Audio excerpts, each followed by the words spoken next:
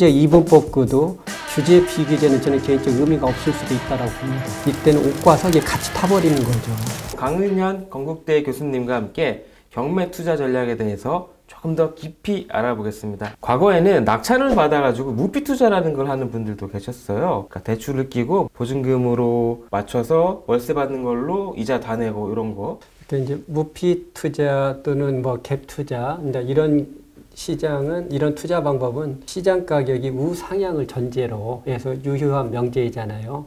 그래서 뭐 집값이 계속 부동산 가격이 오른다라고 하면 최고의 투자 이론인데 반대로 만약에 집값이 떨어진다, 전세 보증금을 계약 만기 시에 돌려줬을 때 결국은 그 자기 자본으로 상환이 어려움이 빠질 수 있거든요.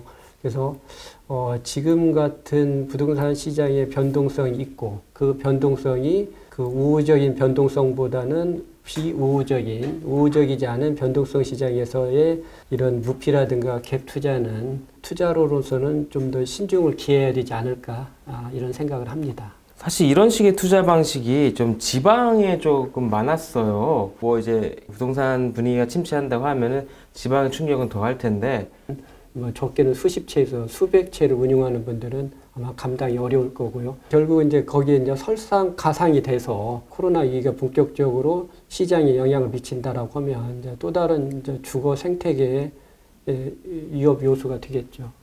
아는 분이 얼마 전에 2등하고 8,000원 차이로 낙찰을 받았다고 합니다.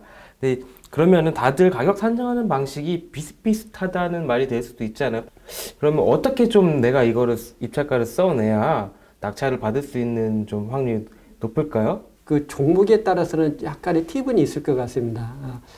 상업용 부동산은 저 같은 경우는 이제 수익률 역으로 환산해서 아까 이제 기대 수익을 4%를 볼 것이냐 아니면 뭐 4.5%를 볼 것이냐에 따라서 가격이 정해지는 것 같고요. 뭐 주거용 부동산은 우리가 시세라는 게 그래도 정형화된 시세들을 알 수 있잖아요. 예. 그래서 이제 시세 대비 얼마 정도 싸게 살 거냐라고 하고요. 그 다음에 이제 토지 같은 경우는 일반적으로 평당 거래 가격들이 있기 때문에 시장에서 일반적으로 거래될 수 있는 가격 아니면 빠른 시간에 우리는 이걸 금매라고 표현하는데 이제 금매로 처분할 수 있는 가격. 그래서 이런 경우는 금매 기준을 할 것이냐 정상적인 가격에 연동할 거냐에 따라서 평당 가격으로 이렇게 가격을 환산을 해도 될 것 같고요. 집값이 막 요동을 칠 때는 그 1등과 2등의 가격 폭이 큽니다. 변동성이. 그런데 집값이 꺾이고 내려올 때 하강 국면에서는 그 참여자들의 가격 편차들이 몰려 있다라는 거죠. 하나의 분포도 내. 그래서 지금은 제가 그 가격이 이렇게 몰려 있다라는 것은 저는 이 부분을 좀 확장 해석을 하면 지금이 정점에서 내려가고 있는 시점이 맞는 것 같고요. 지금은 제가 보기에는 시장이 불안정이기 때문에 지금 현재 가격이 보다도 더 떨어질지도 모른다라는 우려가 잠재되어 있거든요. 라고 해서 그런 가격이 등장하지 않았을까 합니다. 경매 시장에서 주택을 기준으로 봤을 때 그 낙찰자와 2등이 얼마 정도 차이여야 잘 받았다라고 볼 수 있나요? 만약 2등하고 너무 차이 나면은 내가 낙찰을 받고도 이건 약간 실수한 것 같거든요. 그 부분을 저는 딱 1등과 2등이 입찰 보증금 내에 간극 안에 있냐 간극 밖에 있느냐로 해석을 합니다. 그래서 이를테면 낙찰받은 물건이 1억인데 만약에 최저 매각 가격이 8천만 원이다. 그러면 입찰 보증금은 800만 원이거든요. 그러면 1등이 1억을 썼는데 만약에 2등이 9,200만 원 내외에 있다라고 하면은 이 정도는 충분히 우리가 감내할 수 있는데 만약에 2등이 9천만 원 언더, 즉 8천만 원대에 걸려 있다.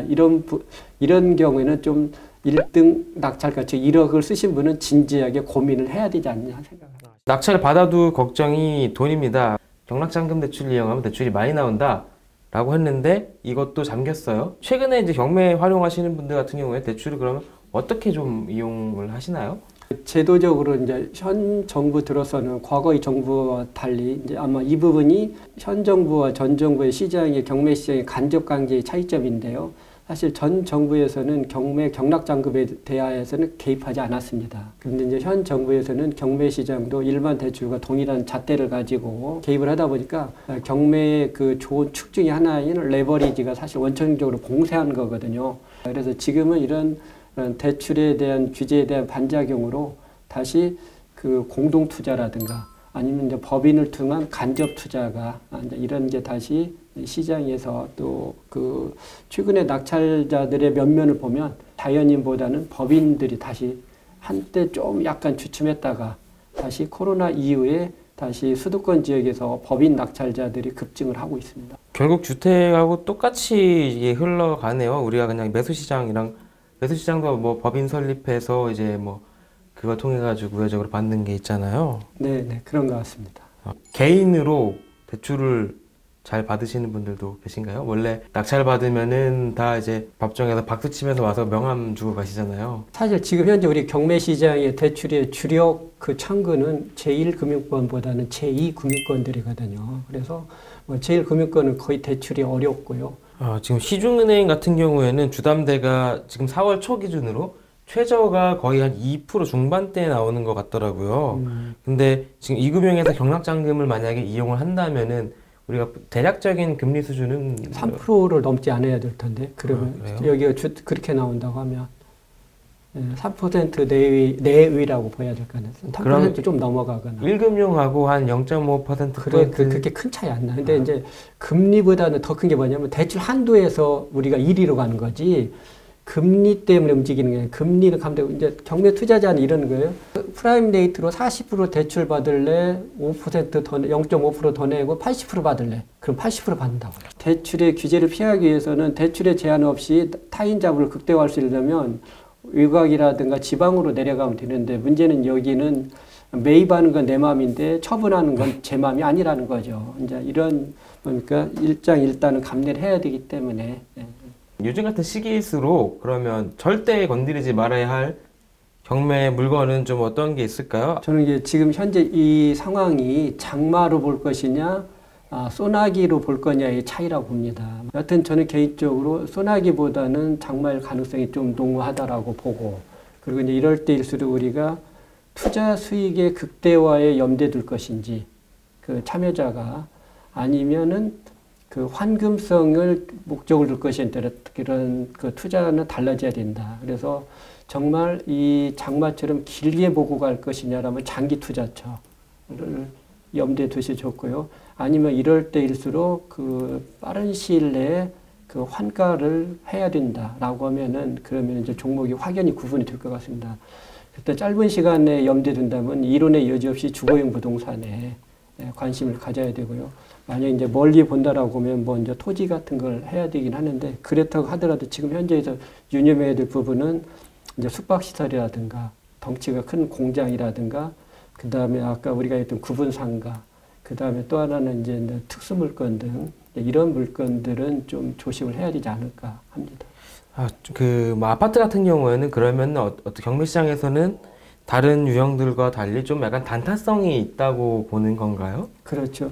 아마 아무리 어렵다고 하더라도 그 경매 시장의 발길이 사람들이 법정이 문을 닫지는 않을 겁니다. 그러면 철저하게 양극화가 우리가 목도할 수 있는데요.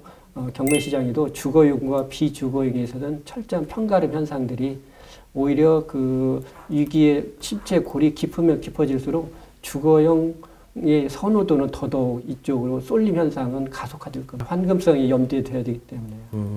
이게 또 그 같은 주거지역, 주거용 상품 안에서도 핵심 지대 아니냐 이 차이가 굉장히 클 것 같아요. 그러니까 예를 들면 서울, 지방 뭐 이렇게 달라질 것 같은데 이게 만약에 그 경기 침체가 이제 가장 안 좋은 상황에서 치달았다는 가정하에서 사실 얘기한다면 그때는 사실 지금 현재 이분법구도 규제 비규제는 저는 개인적으로 의미가 없을 수도 있다고 봅니다. 왜 그러냐면 이때는 옥과 석이 같이 타버리는 거죠. 지금은 그나마 이건 옥과 석을 구분할 수 있는 여지가 있는데 오히려 저는 역으로 이런 생각을 합니다. 만약 이게 더 심화되면 규제가 아니라 부양책을 내놓아야 될 거다. 그렇기 때문에 지금 이 부분에서는 의미가 없을 수도 있다. 왜냐하면 과거 6.25 때는 부양책을 다 내놨지 규제책을 쓴 정부는 없었거든요. 부양책을 써도 부양이 안 됐으니까. 근데 지금은 우리가 규제 쓰는 거 아직은 우리가 여력이 있는 것 같았죠. 뭐 여유가 있으니까 이런 말 쓰지. 정말 힘들어지면 이런 표현도 쓸 수가 없고 오히려 저는 이런 역설적이지만 현 정부의 철학과 배치되더라도 부양책을 내놓을 것 같습니다. 사실 코로나 이후에 뭐 주주총회나 아니면은 뭐 이제 재건축 재개발 조합들 총회 이런 데서 전자투표 얘기가 나오는데 경매도 사실 전자입찰에 대한 필요성이 끊임없이 대두돼 왔어요. 사실 그 경매 전자입찰 일명 이제 온비드라고 하죠. 온라인 비딩. 이제 공매 시장에는 이게 정착이 돼 있는데 이제 유일하게 경매 시장은 아직도 이제 대면 입찰, 이제 현장 입찰을 진행하고 있는데요. 시스템상으로는 이미 2015년도에 그때 전자 입찰을 할 수 있는 제도는 다 기반은 이미 마련한 걸로 알고 있는데 단 실제 시행의 부분에 있어서는 아직 내부적으로 여러 이런저런 요인으로 법원에서 결단을 하지 못하고 있는 걸로 알고 있는데 이번 아마 코로나 그 위기가 이 전자 입찰 또는 현장 입찰을 과연 이런 그 인터넷 시대에서 계속 강행하는 게 맞는 건지 여기에 대해서 아마 근본적인 논의의 하나의 장으로 이런 걸 계기가 되지 않나 생각을 해서 결국 그 전자입찰은 그 시기의 문제이지 결국은 제가 보기에는 오늘 할 거냐 내일 할 거냐 이런 시기의 문제이지 전자입찰을 시행하는 건 맞을 겁니다. 그 당연한 또 당위적인 명제가 되고요. 근데 전자입찰 시행으로 인해서 모든 사람이 동시에 컴퓨터에 접속할 수 있는 부분들 이제 이런 부분에 있어서 약간의 이제 염려는 하는데 저는 그런 우려는 구독이 무서워서 잘못 닦는 경우 비슷할 수도 있고 해서 현재 우리 법원 경매는 기일 입찰 특정 일시에만 입찰을 허용하는데 전자 입찰의 기간 그 일시를 확장해 주기 때문에 자기가 충분한 시간적 여유를 가지고 참여할 수 있기 때문에 그러면 아마 지금 현재보다도 경매 인구가 더 늘어날 수도 있다라고 보고요. 그래서 여하튼 이참에 우리가 한번 전자 입찰도 또다시 한번 공론화의 장으로 올려서 국민 편익을 제일 기준에 두고 한번 진지하게 다시 한번 검토하고 성찰할 때가 되지 않았나 생각을 합니다. 알겠습니다. 말씀 감사합니다, 교수님.